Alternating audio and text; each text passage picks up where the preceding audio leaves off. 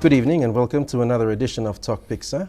In the studio tonight we have Philip Samar, Managing Director of the Mineral Resources Authority. Mr. Samar, welcome to the show and thank you for joining us. Thank you for having me on the program. Okay.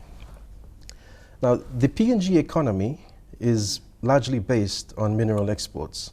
We have projections by global commentators who say that the future of PNG looks bright with the new mines that are supposed to be coming on board. The Mineral Resources Authority plays a leading role in managing that. Could you tell us more about where we are now and where we're headed to? Thank you. As you know, we have 8 operating mines. The latest one that was permitted was the Ramu nickel cobalt mine in Medang. So all of these mines have definitely a few years to go. Ramu, for example, is another 20 plus years. But those are the mines that are currently in production. Our primary product is really gold. Of course, gold and copper, but right now it's gold. As you know, Octet is winding down, and so the copper production is actually not as much as we used to back some 10 years back. Right. So that's what we are right now. In terms of the future, you're looking at between 7 to 10 years. We have a very healthy pipeline of projects. In fact, we have about 3 world-class mining projects that will be starting up within the next decade at least. When you say world-class projects, how is that measured? You look at the size. You look at the production profile of the project. You look at how much it will take them to actually build those mines, construct those mines, the capital cost, the size of the deposit sitting in the ground, and the amount of infrastructure that will be required to bring these mines on board. Okay.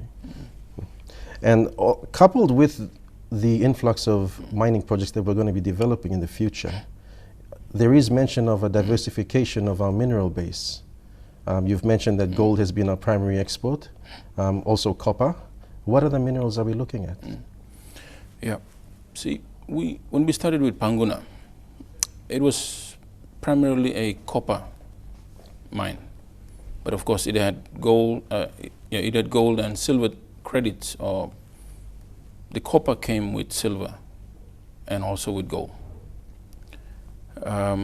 Since then, those were the only products that we've mined since Panguna back in the 70s. With Ramu having introduced nickel and cobalt, it is actually the first mine that has now diversified our mineral base by adding nickel and cobalt to complement our mineral production. So, like I said, Ramu has about 20 plus years. So we'll be seeing nickel and cobalt for the next 20 plus years.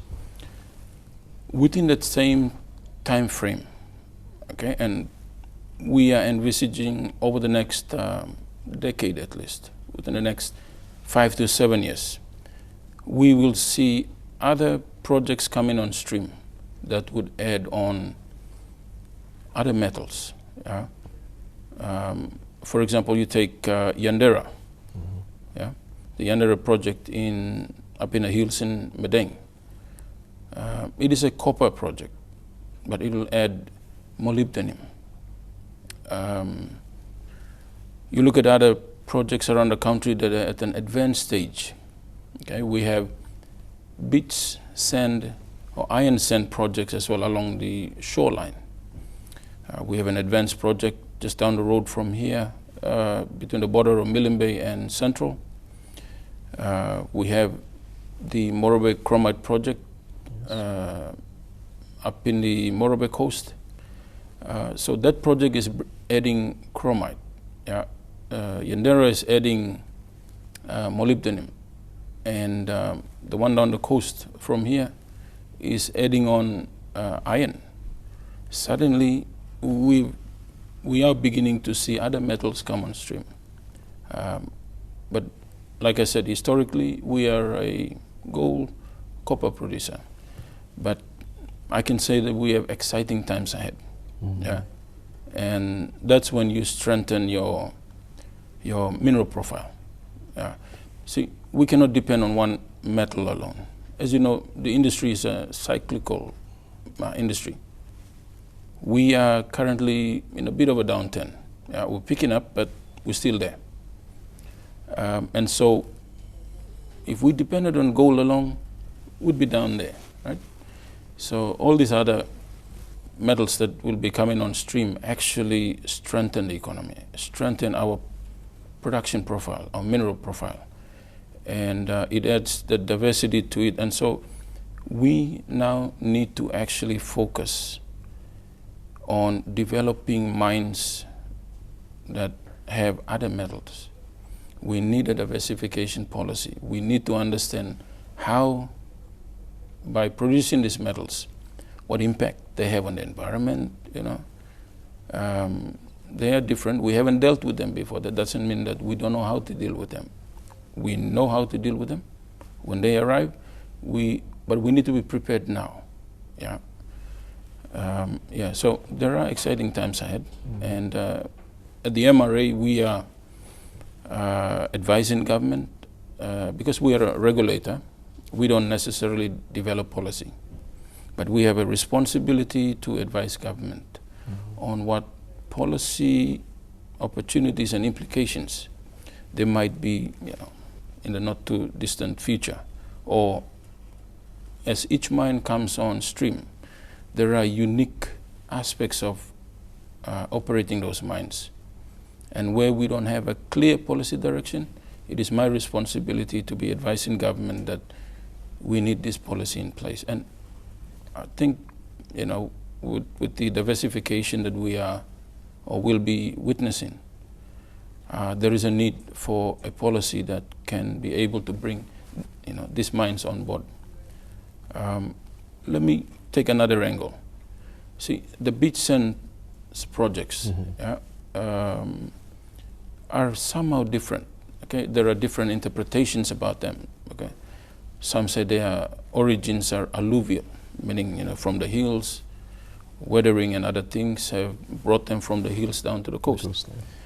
And so they need to be permitted under an alluvial mining lease. That becomes problematic. And so we are dealing with, all of this, but the product they bring is different. So we need to be prepared, we need to be ready. In what ways would they be problematic? You mentioned them. Let me use the example of, say, one of the beach sand projects.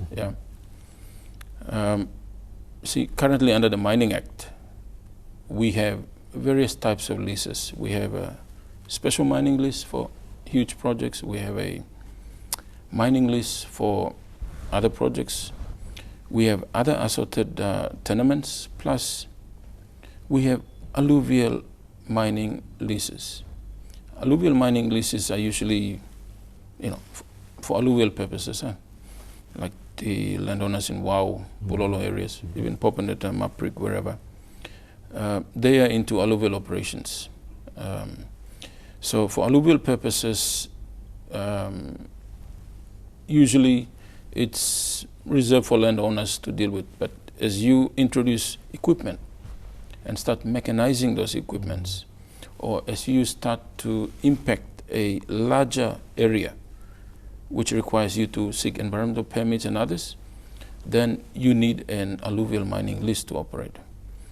And for that purpose, again, under alluvial mining lease arrangements, the landowners usually take up 51% of the proceeds, and the developer 49%. Imagine a large bulk operation, such as the chromite project or the iron sands project. They spend all the money, and the guy who spends the money would not be willing to own 41% at the end of the day. So that's it's all those unique qualities of each of the project on a case-by-case basis that we need to look at the product.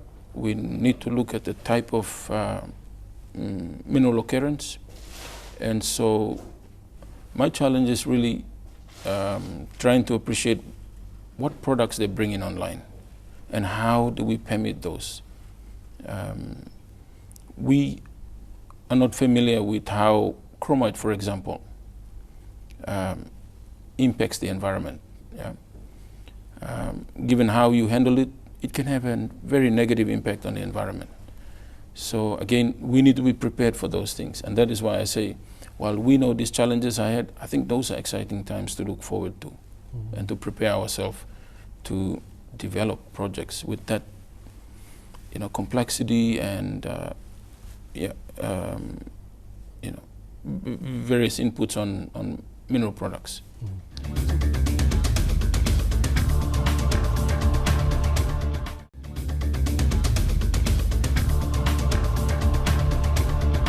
Two questions come to mind when you mention diversification.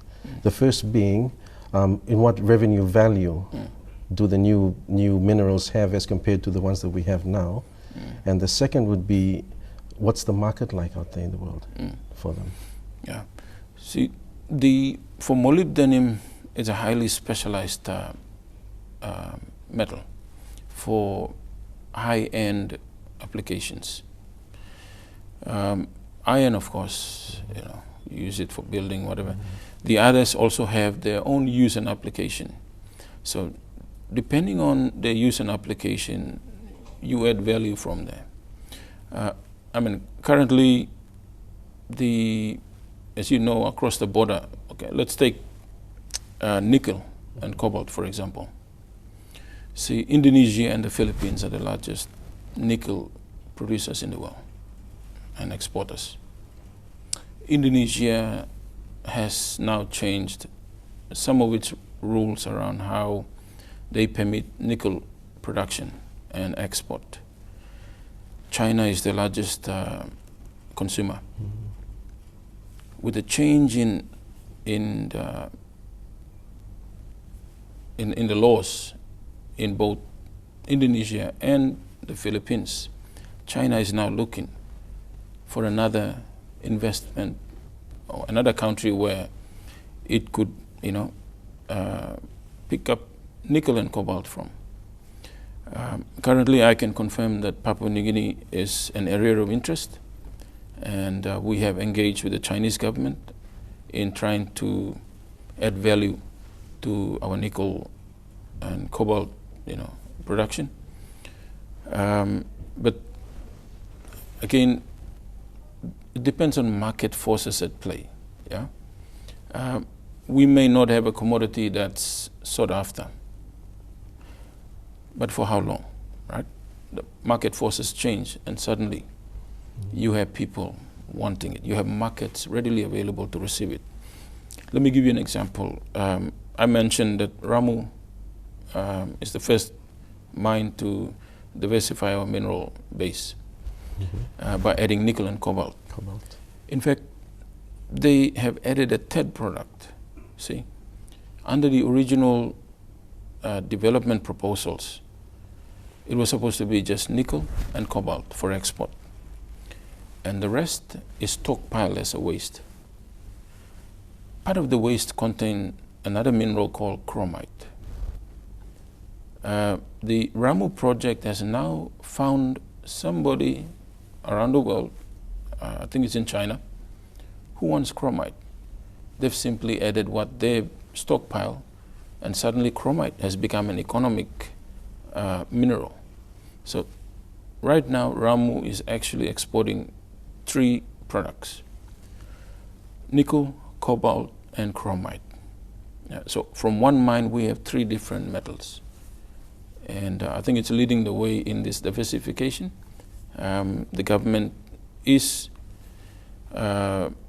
interested in its operation to see how best to actually continue to regulate and facilitate that, because we have others that are in the pipeline. Who makes the decision on on what becomes a commodity to be exported that's come out from a mine here in PNG? Is it MRA's responsibility or is it the developer's responsibility? Usually it's the proponent's responsibility. Because supposing they sink in a few 100 million kina in exploration, they prove up a mineral resource containing X, Y, and Z metals. It is the proponent then that decides which metals see the light of day, which metal actually is valuable to it in order to give it the return and to make the mine an economic project.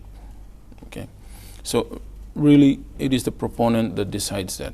Now, there can be instances where in the state's interest we would like to see a certain metal being spotlighted. In instances like that, we can engage directly with the company to see how best to also produce and export and refine the other metals. Like in the case of Ramu, chromite was supposed to be a waste product, but the proponent has found a buyer, and suddenly it's now being exported. Other governments around the world actually have strategic minerals, and so they have a policy governing strategic minerals for them. In PNG, we currently don't have that, but to answer your question directly, it is the proponent who actually decides what metal it mines and what metal it sells at the end of the day.